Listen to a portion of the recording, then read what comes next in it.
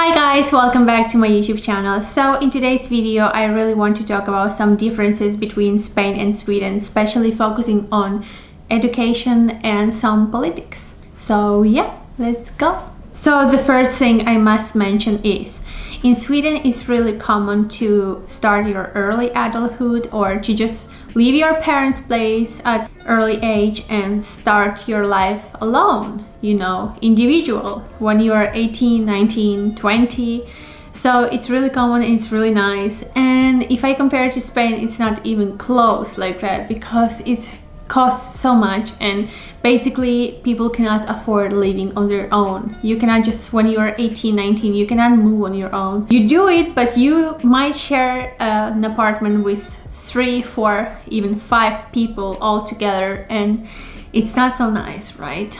To have to wash someone's dishes. So yeah, it's really common that people move early here in Sweden, and it's really common that people in Spain don't until the age of 25, 26, or even more. People live at their parents' place because it's not affordable.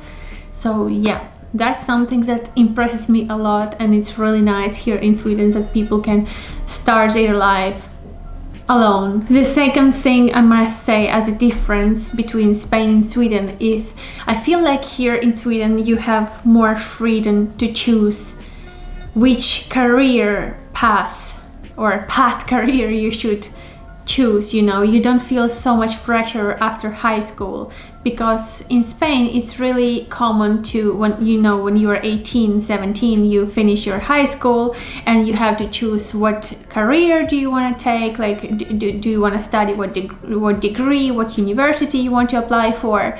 And it's really like you feel this kind of pressure, social pressure, like from society, to just have to decide what to study. You have to have it clear, you have to study for this exam to access a university, you have to get the minimum grade, to get into the university, and it's really stressful. And it's not like you can just think, oh, maybe I should take a gap year and take it easy and think what I really want to do with my life. You really feel this social pressure on you, and you actually might feel judged if you take this gap year.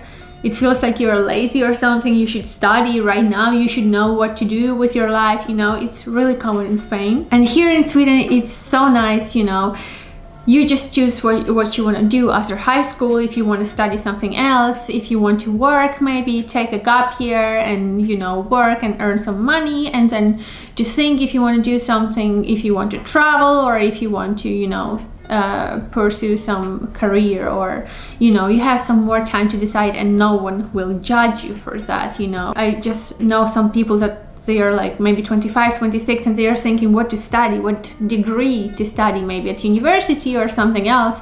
And it's like, wow, because in Spain it's so much pressure to just choose and to already know what do you want to study at the age of 18, 19, which is really doubtful. You don't know, you might not know what is that you really want to do with your life. So yeah, that's cool here in Sweden, and it's a big difference between Sweden and Spain actually. So yeah, the third thing that I must say, it's insane different. The universities in Sweden versus the universities in Spain, it's absolutely different, you guys. First of all the universities in Spain cost something. You must pay in order to study a degree.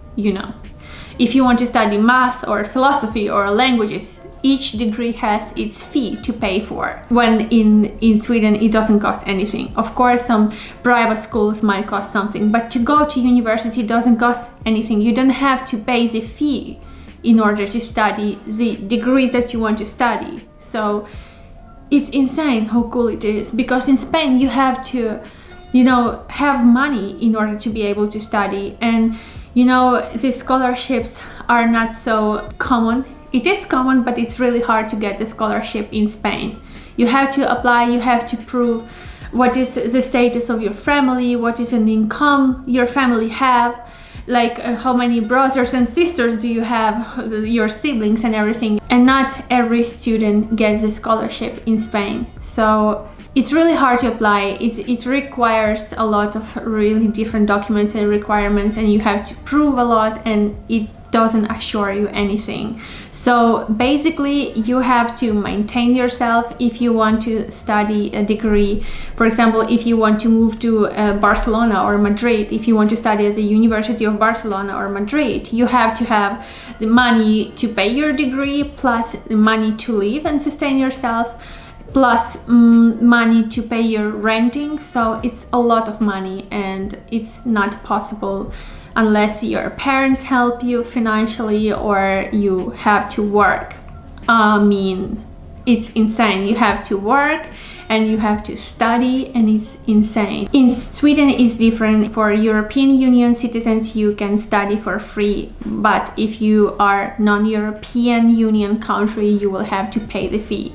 So yeah, it's pretty easier in Sweden than in Spain, and I really like it the way it is in Sweden. Another thing that is really nice here in Sweden, and I actually asked some people who came from Barcelona and they studied here in Sweden, and I asked them some differences, which are the differences that they noticed the most. And one of the differences was that you study one subject per month, not 5 subjects per 1 month as it is in Spain normally. Usually people have 5 subjects per month during 5 months, which is insane because you have to focus on 5 subjects, and it's really difficult, especially when you have to also work. So you have to focus on 5 subjects at your university, which is mind-blowing, and you have to work to pay your degree and to pay your expenses and everything, and it's insane difficult. I know because I did it back in Spain. So yeah, I think the Swedish way is definitely better. It opens you all the doors in order to be able to study. It feels like more relaxed, but still difficult, but not in this intense way as it is in Spain, that you have so much pressure on you to be able to study, you know. It's almost a luxury to be able to study, you know, because you have to pay the fee, you have to have the money to do that, you know. You have to maintain yourself and you have to pay the degree, the fee. I really admire Spanish people, Spaniards, because I know so many people who struggle like crazy to be able to study what they really want, to pursue this path and earn that money to be able to pay the degree and pay the expenses and everything. Is just insane. And how many people cannot study because they don't have the money? It's insane. So you have to work first, then pay the degree, and then still have some money to maintain yourself. So it's just insane how difficult it can be. So yeah, that's really cool here in Sweden, and I would definitely take the opportunity to study here because it's a privilege. Another thing that is really different here in Sweden, if I compare it to Spain, is that kids learn English at a really early age, and people watch movies in English, and it's not common, the movie dubbing. In Spain it's really common that all the movies are in Spanish when the original movie is in English. So how do you learn English if you watch the movies in Spanish but the original movie is in English, and then the teachers ask you to watch movies in order to learn English? And it's like, doesn't make any sense. It would be easier if the kids would start learning English at the early age, just in English, and yeah, that would be easier, because then when you're 12, 13, you struggle in order to learn that language. So yeah, it's really cool here in Sweden. I actually have never seen any movies that would be like American or English in Swedish. So movie dubbing is not common in Sweden. So that's really cool. That's why people here speak English so well. They are like one of the best European countries that speak English as a second language, if not the best. So yeah, it's really admirable, and I think Spain should take an example. So yeah. The last thing that is really different here in Sweden, if I compare it to Spain, is political parties. You guys, it's really different to Spanish.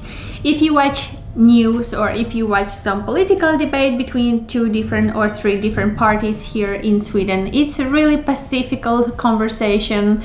sometimes slightly or with a pinch of sarcasm and irony, but you will never hear any insults, like really like an insult or something, or some big argument.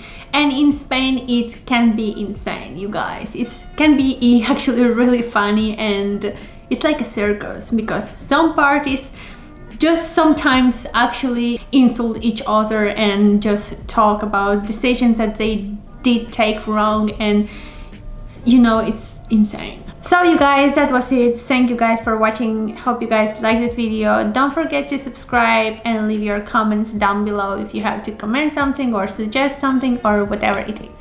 And see you guys in the next video. Bye!